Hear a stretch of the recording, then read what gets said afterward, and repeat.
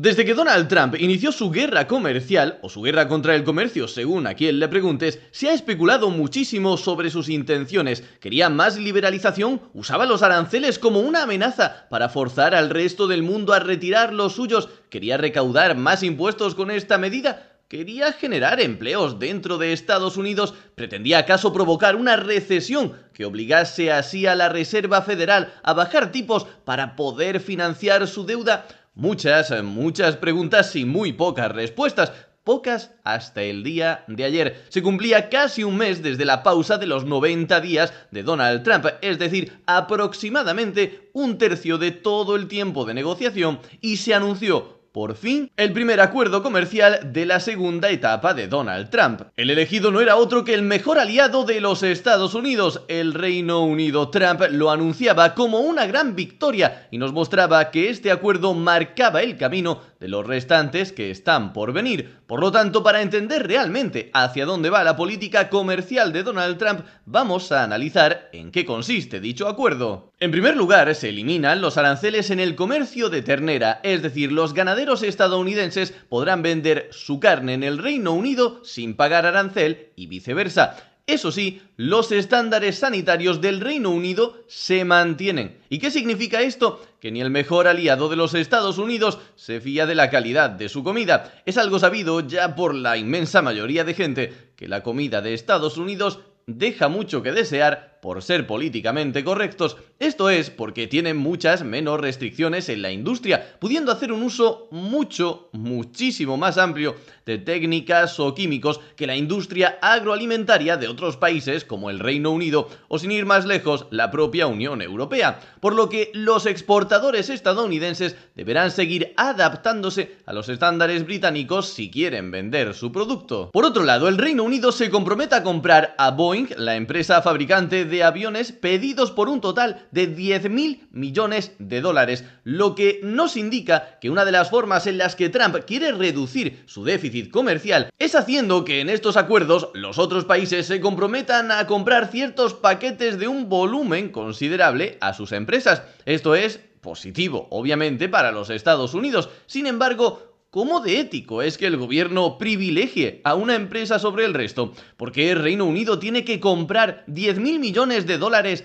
a Boeing y no a Lockheed Martin o a Airbus? Es decir, en un acuerdo comercial entre gobiernos, un acuerdo público, con aranceles que afectan a todos los estadounidenses, el mayor beneficiario es en realidad una empresa privada en concreto, y no porque el acuerdo de forma indirecta le beneficie por sus ventajas o algo así, sino porque se estipula específicamente que el Reino Unido deberá aumentar sus compras a dicha empresa. Por otro lado, al igual que en el caso de la ternera, el Reino Unido también retirará los aranceles al etanol utilizado en la producción de cerveza, un bien de primera necesidad en este país. Como contrapartida, Estados Unidos eliminará los aranceles a la exportación del acero y del aluminio desde el Reino Unido, y además también reducirá el arancel a los vehículos británicos del 27,5% al general, que hay ahora del 10%. Eso sí, con cuota. Esto solo se aplicará a los primeros 100.000 vehículos, que como el primer ministro británico se ha apresurado a vender, es más o menos la cantidad que exportamos a Estados Unidos,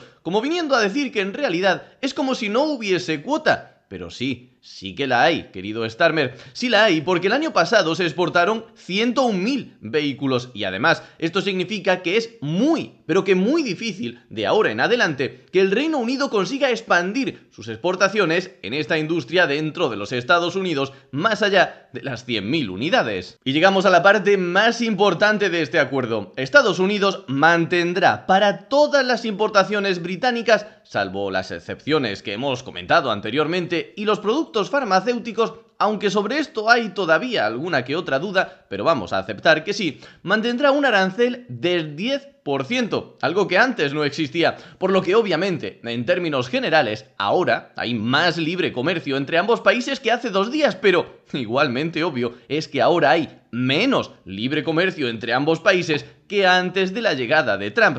Esto es tan así que cuando le preguntan a Starmer, primer ministro británico, sobre si ahora estamos mejor o peor que antes de la llegada de Trump, Starmer dice lo siguiente: A ver, no me toquéis las narices, que hay que comparar con cómo estábamos ayer, no antes de la llegada de Trump. Palabras no literales, pero ya me entendéis. Además, hay que señalar algo, y es que esto en realidad no es ni siquiera un acuerdo comercial de verdad. Eso no lo puede firmar Starmer, sino el Congreso. Es más bien una declaración de intenciones sobre algunos puntos, pero en realidad lo lógico y normal es que las negociaciones entre ambos países sigan durante los próximos meses. Pero si es un acuerdo de mínimos, muy mínimos, ¿por qué ambos lo venden como una victoria enorme y súper importante? Pues por una simple cuestión de incentivos. Trump quiere que el mercado se calme y dejen de dudar de su plan y su capacidad negociadora. Por lo tanto, tiene que vender este acuerdo como una gran victoria, y Starmer, 3/4 partes de lo mismo.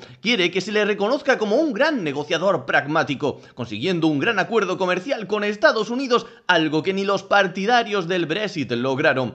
Y hablando de Brexit, este acuerdo es la constatación del tremendo fracaso del Brexit, al menos a nivel comercial. Cuando el Reino Unido se debatía si permanecer dentro de la Unión Europea o salir huyendo de los burócratas de Bruselas, uno de los principales argumentos de aquellos que estaban a favor de marcharse era el tema comercial. Desde el bando del Brexit defendían que sin el lastre de los europeos, Reino Unido podría negociar uno de los mayores y mejores acuerdos de libre comercio con Estados Unidos, eliminar todos los aranceles y que este país acabase sustituyendo las exportaciones que Reino Unido perdería en Europa como consecuencia de su salida.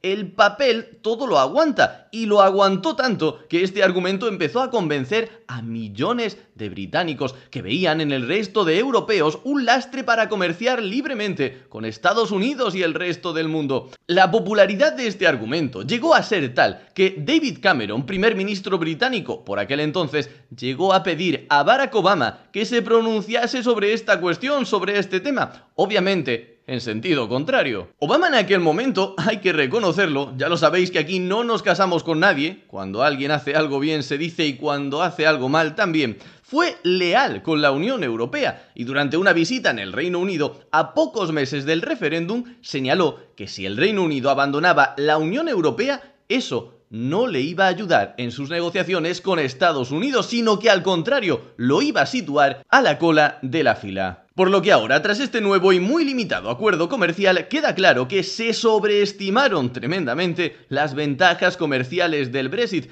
sin tener en cuenta que otro de los principales argumentos en aquel momento para su salida era que desde Europa les estaba llegando demasiada inmigración de baja calidad.